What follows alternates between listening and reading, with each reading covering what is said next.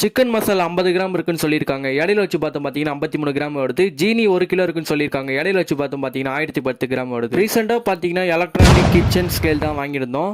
இதோட ப்ரைஸ் எவ்வளோன்னு கேட்டிங்கன்னா நாங்கள் வாங்கும்போது 240. ஃப்ரண்ட் சைடில் என்ன போட்டிருக்காங்க பார்த்தீங்கன்னா எலக்ட்ரானிக் கிச்சன் ஸ்கேல் போட்டிருக்காங்க. சைட்லேயே மேலேயும் பேக்லேயே கீழே எல்லா இடத்துலையும் அதே தான் போட்டிருக்காங்க. நீங்கள் பின்னாடி திருப்ப பார்த்தீங்கன்னா ஃபுல் ஸ்பெசிஃபிகேஷன்ஸ் போட்டிருக்காங்க.